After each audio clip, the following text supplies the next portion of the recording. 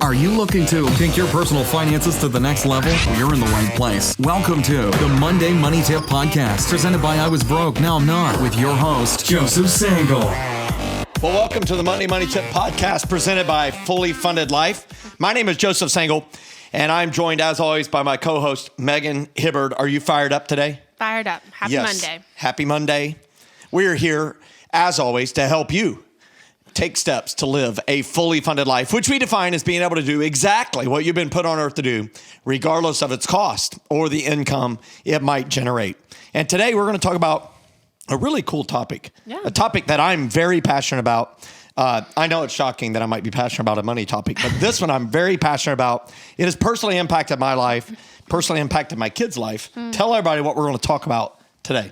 Yes. So we're talking about ways to pay for your child's college. So our question is, I know I need to save for my kids' college, but where do I start? It's a great question. And we're going to tell you where to start, and it's going to be great. And hopefully you'll be able to pay cash for your kids' college or pay as much as you want to contribute to your kids' college. Many parents have a different view that they would like to have their kid pay for some of their school. And I understand that thought process as well from an ownership standpoint. We're going to dive into all the details of that. But before we do that, you know what time it is. It's that time of the podcast. Let's go. Now it's time to get caught up with our current money events. The Monday Money Tip Podcast is sponsored by the Fully Funded Life Membership Program. The Fully Funded Life Membership Program provides all you need to begin winning with money and live a fully funded life. Fully Funded Life includes 4 key components: courses, challenges, coaching, and community. Courses provide financial education. Challenges help you make massive progress in a specific money skill. Coaching is provided by the Fully Funded Life certified coaches through open office hours held multiple times each month. All of the courses, challenges, and coaching results in an outstanding community that help equip, motivate, and encourage you to take your next financial steps toward your fully funded life. Fully Funded Life: courses, challenges, coaching, community. All that's missing is you. Learn more and receive a special offer for Monday Money Tip listeners today at fullyfunded.life/MMT. That's www.fullyfunded.life/MMT. Well, for today's current money event section, I feel like we should have the steel drums. Oh, because of the topic? Because the topic is what? It is vacation season and preparing for vacation. Yeah, it's vacation season. It's just around the corner. And for me, when I think of vacation, I think of tropical. I love the tropics. Yeah, it's unbelievable. And thinking of Jamaica, where Jenny and I went on our honeymoon. We're getting ready to celebrate, Jenny and I, our 25th wedding anniversary in under a month. Are you going somewhere? And we are going to go somewhere, and we're going to be at the beach while we're there for that. But that's not it. We're going to be with our kids and everything. We were going to go on a Mediterranean cruise for our 25th, but things are a little weird. So we're going to go on a 26th anniversary cruise to the Mediterranean, hopefully. I highly recommend the Mediterranean cruise. Yes. And so that's going to be exciting. But we went to Jamaica for our honeymoon, and they were playing those, as we showed up, playing those steel drums. It's really weird. Kind of sounds good. But it's vacation season, and it's just around the corner. The question is, for all of our listeners, are you prepared? And hey, by the way, if you're watching on YouTube, you could comment on where you're going. If you're watching on Facebook, you could comment, where are you going for your summer vacation? However, there's been this evil, creepy thing that's shown up that is eating our dollar's ability to buy stuff. What's that called? It's called inflation. Yes. It has inflated the cost of things and deflated how much your money can buy. That's true. Gas prices are higher. I saw a funny thing in the Babylon Bee. If you ever watch it, it's kind of funny. It says, watch out, gas prices in California. And they were 666. Oh, gosh. It was pretty funny. But even if you've saved for your vacation since last year, you may feel a squeeze in the wallet for this year's trips. Turns out the entire world is ready to travel. And they've got some pent up travel needs, and they also have some money, and they want to spend it. So we have some tips. If you've taken our advice and budgeted all year for your trip, make sure you're looking at your budget now to make sure that you can top it up if you need to. Make sure you have all the money you need, and don't think you know what the price of things are right now. I mean, we just were serving a church in West Palm Beach, Florida, and we were in a clunk hotel. Clunk. $359, cheapest one. That's crazy. That's crazy. Right? So you need to look at it to make sure you budget the correct amount for your summer vacations. And if you feel like you need to find ways to save money on your trip to meet your budget, make sure you do some things. So what's the one thing they could do? Yep. So you could use sites like TripAdvisor to find free things to do. Yeah, I like free things. And there are a lot of free things. I like free things. Awesome. You could prepay for tickets when you can to save money. That's right. Prepaying for tickets, especially if you're going to theme parks, you better buy them in advance. Because if you wait till you get to the door, you may not even be able to get a ticket. And if you do get one, you're going to pay up for it. And then prepare your own meals instead of going out every day. Yes. So preparing your own meals is awesome. You can have this little, it terrifies me a little bit, but like trail mix, because I have to separate it. I prefer to separate it all. How does it terrify you? Because like putting peanuts with M&Ms and raisins and cashews in my mouth all at the same time. That's the point. You get the mix, trail mix. No, you unmix it. So you have to have your almonds over here because they're the worst. So you don't eat those first. Yeah, and then you have peanuts. Well, then you have the cashews, which are kind of the best. I like cashews. And then you have raisins. The sunflower seeds you should just throw away. Agreed. Unless you're eating a salad. And then the M&Ms, you save them for last. And you put them in your mouth and you kind of chip off the chocolate and kind of the hard chocolate and eat that. Then like quite the process. Yeah, it is a process. If you agree with me that you need to unmix trail mix, you should comment. But anyhow, maybe you shouldn't buy trail mix. Doesn't seem like you want the trail mix. Well, they frown on it if you just buy straight up M&Ms. Like who frowns on it? Well, my weight. If you haven't started budgeting for your summer vacation yet, there's still something you do to keep from wrecking your budget. So you can be flexible on your destinations and dates. You could go to Star Iva, South Carolina, really cheap. For real. You could camp on land and they wouldn't even know you're there. Right? It's awesome. You could watch for deals by using sites like Scott's Cheap Flights and Hotwire.com, Priceline. You could look at kayak.com as well. It's great. And you could also, now some people aren't even going to like this idea. No, I don't even know if not I should share like it. Should but I share some it? people might like yes, it. Yes, you could consider visiting relatives or doing a staycation this year. So visiting relatives for some people sounds amazing, and that is amazing for me. In fact, as we're recording this, we've had family at our house for the whole week, and they're leaving today, and new families showing up later today. That's so fun. And that's great. And I enjoy hanging out with relatives. They seem to enjoy hanging out with us. I think the pool that we have is an attractive thing. It is. They may not talk to us very much, but they'll go out to the pool. And a staycation, of course, is where you stay at your house and do like day trips. And it's amazing the things that are near your house. Yeah. So, like, I did not know this until like a year ago. I'm like kind of embarrassed. Like the Great Smoky Mountain National Park is like less than 2 hours away from here. And I'd never went there. Like I went there as a kid, but I chose instead of drive, because I'm always wanting to get two places fast, so I'm going the interstate. Well, I chose to drive from where we live in the inner South Carolina to Sevierville. We were going to Dollywood. If you've never been to Dollywood, you need to go. And we were going over the mountains instead. We had time and it was beautiful. And man, that drive was beautiful. And as soon as I drove in the park, there were elk. It was awesome. Didn't see a bear. Didn't see Smokey the bear. But it was awesome. And so that's a great way to save money. And so we wanted to share that with you. It's vacation prep time. Make sure that you've topped up the accounts. Inflation is happening. Take advantage of different ways to cut out cost, but still have a blast on your summer vacation. That's awesome. So that's it for today's current money event section. Great. All right, our success story today is from one of our fully funded life members, and they're currently on rung 7 of the ladder, nearing rung 8. Ooh, that means they're almost done paying off the house. Ooh. And they said, I've managed to almost pay off my house. It will happen soon. We love to help people achieve their financial PhDs.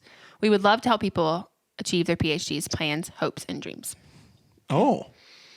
They're saying they want to be a coach. Yeah. Ooh. Or give money to people, maybe.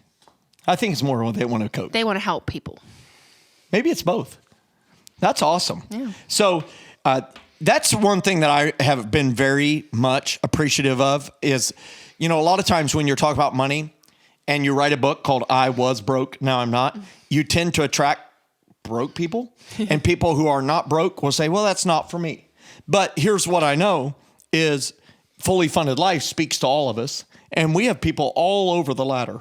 and that are part of this. And so this person they're getting ready to pay off their house and go up to rung 8 where they're going to be investing at least 30% of everything they produce in income. They are going to be able to bless the multitudes. And I'm loving that they're saying they'd love to help others achieve their financial plans, hopes, and dreams. And for me, that gives me a chance to say, we are looking to build our coaching team. You know, the people that do coaches, that do the coaching appointments. And if you feel like, hey, that is a gift that you have, that you're really good with using technology, because we use Google Drive and we're using Zoom, and you're not trying to sell anything, hey, we want to hear from you, because we will do detailed training, equip you to be a coach, and before you know it, you'll be meeting with members of Fully Funded Life, helping them move along the path towards their fully funded life. Fires me up. Yeah. All right. So remember, today we're talking about paying for your kids' college, how to do that.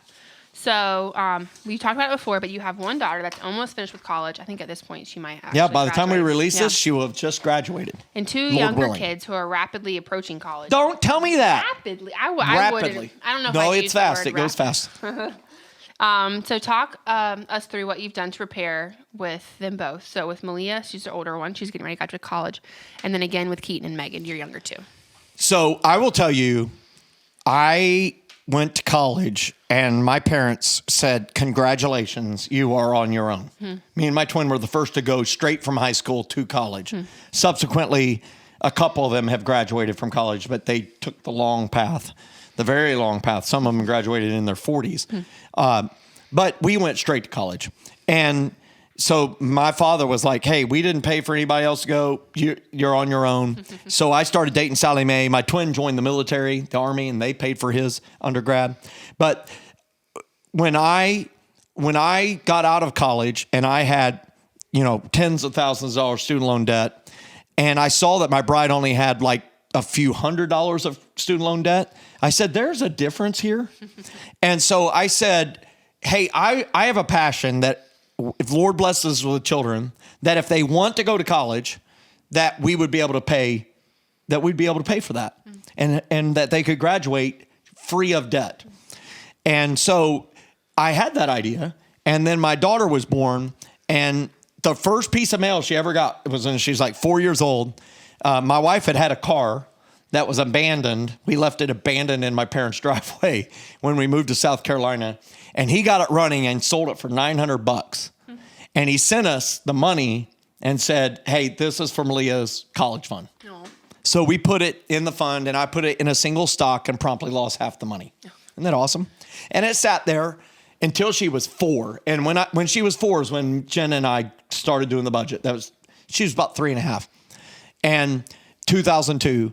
And I went to the bank. I had changed jobs, and I was looking to roll over a 401k. And I had just put together a budget, and as I'm doing this 401k transfer at Bank One, which is now JP Morgan, and it's been 4 or 5 other names in between, they said, hey, I said, hey, I'm interested in setting up a college fund. How do I do that? And they did that at the exact same time. And they said, what would you like to contribute monthly? And I said, I think $100. And so they set it up for $100. And I left, and on that day, my daughter's almost 4. She was on her way to having some money for college. Right. Well, I saw that accruing every month, and we were able to handle that $100 a month. And then when we got debt-free 14 months later, I bumped it to $200 a month. And I remember this 529 college savings plan. It was invested in mutual funds, and it was growing and growing. And then 2007, 8, and 9 happened, and it collapsed. And I found myself saying, man, I'd done better to have this just in CDs or buried in a jar in the yard. It's like Thanksgiving of 2009. And I did the math. I actually sat down. We were on break. I did the math and realized, hey, if I had taken the safe route, I would still be behind where I was, even though the fund had dropped in value. But I still owned the shares. Right. And I didn't need the money because it wasn't within the 5-year rule. And in 2013, we paid off our house. And so we were able to increase that contribution. I think I increased it to $650 a month for a couple years. And by the time she went to college, she had over 6 figures in that account. And so along the way, another baby showed up 10 years after she did. And so I immediately went and set up a 529 for him. I actually said that 529 for her is his too, because you can change the recipient of the 529 funds at any given time. They can only have one beneficiary. But if Malia's still in college when he goes 10 years after her, she better be doctor or something. And so there's a certain amount I've allocated to him. And then we had another daughter 3 years later. And I said, well, there's a good chance those last two are going to be in college at the same time. So I have a separate account for her. So I have 2 529s. And that's a long story, but that's what I've done. So right now, today, when I look at those funds, I told my daughter, who is a stellar athlete, she got basically a full ride to run long distance cross country and long distance track. And she had to pay for her housing, really. So she's like, well, I told her, if you keep your scholarship, you can use X amount of this money to help start a business or to be able to buy a house. And she used it to buy a house over a year ago now. And so she's like, I'm having to pay for housing right now anyhow. I'm paying rent. I'd rather pay that to myself. And she actually rents out all the rooms in her house, and it doesn't cost her anything to live in her own house. So that's how we've used the 529, and that's what I'm doing. I'm still contributing to my 2 529s right now, even though I'm very confident I should not be doing that. I can't stop doing it for some reason. I want to make sure there's more than enough. So I think people are probably listening to that and hearing she can use that money to pay for a house. So there are stipulations with what it can be used for, but that would constitute as. So it's really important conversation. So a 529 is a college savings account. And I want to clear some things up. A 529 is not prepaid college tuition plan. If you do that for a state, you can only go to state schools in that state. But if you have a 529, that money can be used for any state college, private or state, as long as it's accredited. So you can go to any of the U.S. 50 states or its territories. So there's colleges in Puerto Rico, it's U.S. territory, they're accredited. You can use your state's 529. Let's say you're in Virginia's 529. You can use that money to send your kid to Puerto Rico, to a school in Puerto Rico. Yeah. So speaking to that, there are stipulations on what you can use the money for. In recent law changes, 529 money in the Trump Tax Act of 2017, that you can use up to $10,000 a year for your kids' K through 12 private school tuition, which is really important. Yeah. You can also use it for qualified educational expenses. And we'll have a link to the IRS publication that just helps define what that is. But it's basically, if you think about it, if they need it for school, it's going to be a qualified educational expense. And when you think about these educational expenses, that's pulled out, that money's grown tax-free, it's free of taxes when you use it. However, if there is extra money in there, how do you get the money out? Well, if your child receives a scholarship, whether academically or for athletics, they can pull out an amount equivalent to that scholarship free of penalty. Now, taxes may be due, but you won't have to pay a penalty. That's how we got the money out. Yeah. She had scholarship. We pulled out an amount equivalent to the scholarship and used it for the house down payment. So make sense? Yeah. Now, if your money is stranded there and you don't have enough scholarship money to pull it out, that sort of thing, and you got money stranded there, there's a couple options. And the option I'm going to choose is I'm going to let it ride all the way till my grandkids, if I have grandkids, right? Because imagine what compound interest will do for grandkids when that money floats for another 20, 25 years. That's crazy, right? And then the other thing that you could do is you could pull it out and you would have to pay a 10% federal penalty plus taxes. So what if their parents open the 529 and you have a 529 for the grandkid? Because they can only have one. No, each 529 plan can only have one beneficiary, but there can be multiple 529s. Okay. That's really interesting. Yeah. Okay, so we've talked about 529s a lot. So you would suggest that's the way to go to plan to save for college. Now, that's one way. Yeah. So opening a 529, if you have a state that has state income taxes. So our fully funded life coordinator, Chelsea, lives in Wyoming. They do not have state income taxes. So Wyoming doesn't really have a 529 anymore because there's really no reason for people to contribute to it because there's no tax advantages. So if you live in a state with no state income taxes, I recommend investing in doing your research. But my kind of Hall of Fame 529 is the Virginia College Choice 529 plan. And it's the biggest one in the nation. There's a reason why it's managed by American Funds, which is Capital Management Group. They're absolutely fantastic. I like their options. Make your own choices, of course.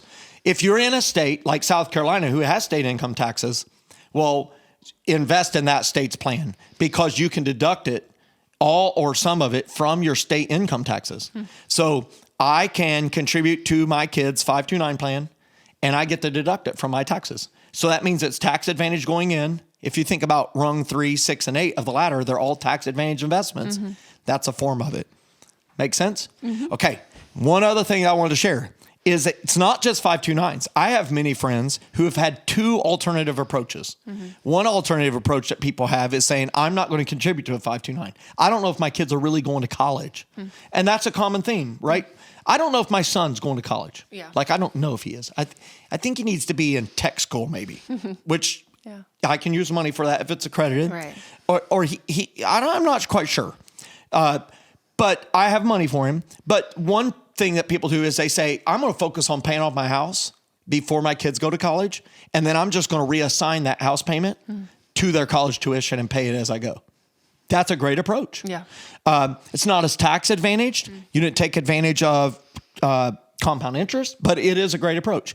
Another approach I've seen that I love, which I wish I had thought of earlier, was when people have a child born, they buy a rental house and they put it on a 15-year note.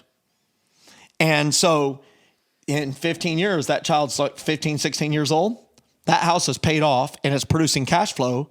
And that cash flow, that rent payment can pay the mortgage, or they can choose to sell the house and it will be more than enough pretty much to pay for any college they want to go to. Wow. So those are 2 alternative ones. Yeah. And that's what we like to do here at the podcast is make you think a little bit different. And I think that's a great set of suggestions to offer. What do you think? Yeah, that's great. So are you going to buy 2? Maybe you can buy a duplex since you're having twinnos. Yeah. I mean, we would love to buy rental property. So it's definitely like, Here, I think you need to buy a tri-unit, a triplex for each of your 3 children. Yeah. But put it on 15-year terms. I'll help you find it. Okay.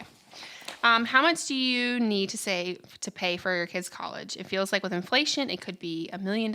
It could be $1 million. Now, if you go to Purdue University, you get fired up. They have not increased tuition in 12 years. Wow. Not one time. And they've been doing cost efficiencies. It's unbelievable. We have a great president, Mitch Daniels. He used to be the governor of Indiana. Many thought he would run for president, but he became the president of Purdue. One of the things he did is he realized that our college was behind on online education. And he's like, we can't start from scratch. So he bought Kaplan. Purdue University bought Kaplan, the testing service for the LSAT, the GMAT, the GRE, the PSAT, the SAT, all that stuff. He bought that whole organization. I think it's like a $600 million purchase. And he did it because they have all this online education to help people do the pre-test planning and all that. And he built Purdue Global on top of it. And that has kicked off revenue that he's been able to use to offset the need to increase tuition. I think that's incredible. That's incredible. So how much do you need to save to pay for your kids' college? Here's what I would tell you is, in general, I'm going to give general numbers. In general, you need to, if you have a 0-year-old, if you start saving $250 a month in a 529 invested dollars in a aggressively managed portfolio, S&P 500 type, $250 a month will get you there. If you have a 5 to 8-year-old and you've invested nothing, you need to be contributing about $500 a month. Sure. If you have a 15-year-old, you need to invest about $1,500 a month and pray a lot. Because you probably can't do $1,500 a month. Pray that they have some. But here's what I would tell you. No matter where you're at, if you have all the money in the world or whatever, still invest in helping your kids apply for all the scholarships. Because it is amazing. Like, I got a scholarship for females because I did puppeteering and apparently no girl applied. And so Psi Iota Xi sorority gave me money for my college education. I'm very grateful for it because I did puppeteering. There you go. Isn't that awesome? Yeah. And so apply for all the scholarships, even the ones that don't apply for you. Apply to you. You may just get it. Never know. One of the scholarships I got was from a farmer and his wife who passed away about 50 years before I was on the planet, and they donated their farm to charity, to a scholarship fund. And the proceeds of the crops that they raised each year were used to fund scholarships. And they fund about 30, at that time, $1,000 a year scholarships, $1,000 semester, $2,000 a year scholarships. They're probably paying $3,000 a year or $4,000 a year now, because my whole school tuition for the whole year, plus living, $7,000 a year. Sure. And it seemed outrageous. Now it's laughable. Yeah. And we have a college calculator that can help. Yeah. We can work through some of the numbers. So we'll include a link to that. IwasBrokeNowI'm.com/college. Yep. Okay, so what are some non-conventional ways you could save for your kids' college? Well, I just shared a few of them. Here's some other non-conventional ways. I've seen people do U.S. savings bonds. I've seen people give their kids gold coins or silver coins and stack those up as a way to do it. I've seen people have their kids work and like do a little lawn mowing business, do a little babysitting business, and have them invest the money themselves. Yeah, that's good. The difference here that I think is really important to point out, because you have this thing called the FAFSA, the federal application for student aid, and you have to fill it out every year, even when your kid's in college. And if the kid has money in their name, like they have their own account, it's in their name. It's a custodial account, of course, because they're a minor. 100% of those dollars will count against them for scholarships. However, 529 money, it's under 5% of the whole balance is counted towards the family contribution. So they've done that to incentivize people to do the right thing and contribute to 529s. Okay? So that's really important to think about. So having the kids work, well, that seems non-conventional in today's world, but it used to be very conventional. You want it, you better get to work. And so I like that. Yeah. So this is speaking to that a little bit, but involving your child in the efforts to save. How would you do that? So we just mentioned that way they could have a side job or something like that. But I think also like just bringing them into the conversation of why you're doing this. Oh, yeah. Like having them like talk through it with them. Like, I don't know. I think it's a really cool moment that you could have with your child. So I have that conversation. My 12-year-old is very intrigued by it now. Like he's very intrigued. And he almost at the dinner table last night, he was talking about, he was like, you should go buy that. I'm like, thank you, son. You volunteered your whole college fund for that. That's awesome. And he's like, but Dad, you told me you had, and then he had to stop himself because he didn't want to say how much is in there, but he's like proud that he knows. And it's like, geez Louise, son. But I've involved him in knowing, but I've also got him working. So now he has to do the push mowing inside the pool. That's good. Which has a bagger, which is annoying because you have to go dump the bag and you mow fire ants. If you don't know fire ants and the fire ants are crawling out, biting your hands, it's a very special feeling. But I also have him now starting to do the rider mower and he wants to earn some money. And we've used Greenlight. And I mentioned that recently in the podcast. We're using that for them to track their chores.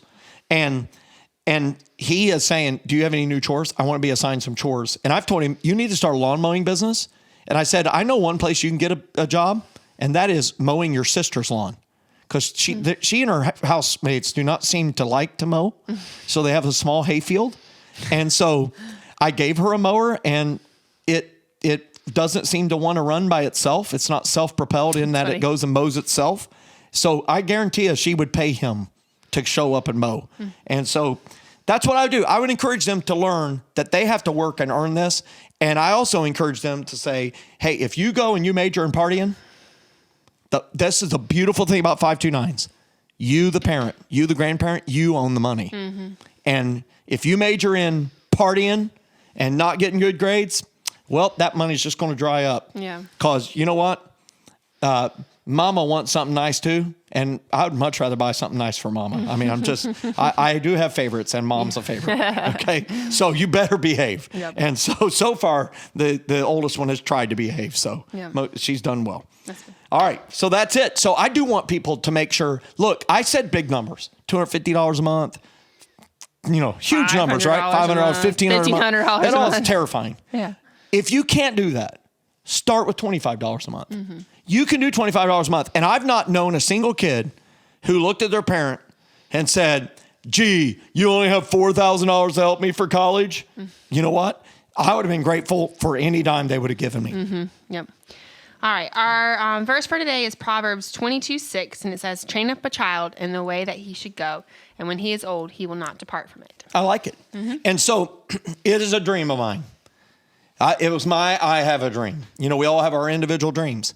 Was that my children would graduate not owing tens of thousands of dollars student loan debt like I did.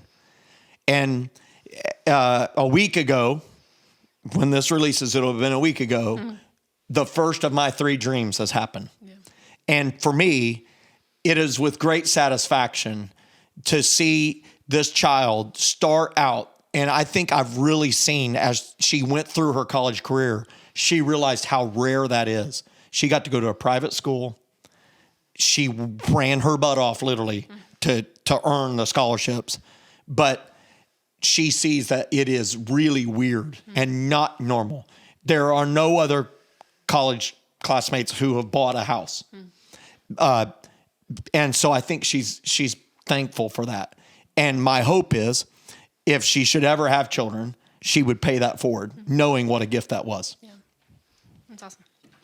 All right. Next episode, we're going to talk about topics couples should discuss. So the topic we're talking about is debt. Yes. Get fired up. Yeah, I know it's not exciting to talk about, but debt is very important. People think differently about debt, especially couples. One may willing to take the risk. The other one wants to be debt free on everything. We're going to talk about it. And if you like today's episode, please help us get this podcast to other people who could benefit. If you're on YouTube, click the subscribe button, leave a comment on there. Tell us where your kid wants to go to college. I would like to know that. And maybe where you went to college. And I'll just say mine, Purdue, Boiler Up. Say yours. NC State. Wolfpack. Wolfpack it up. And then I went to Clemson. Go Tigers. Have a great week, everybody. Thanks so much for listening to this episode of the Monday Money Tip Podcast, presented by I Was Broke, Now I'm Not. If you enjoyed today's episode, please leave a review and subscribe. And for more great content and to stay up to date, visit iwbnin.com. We'll catch you next time.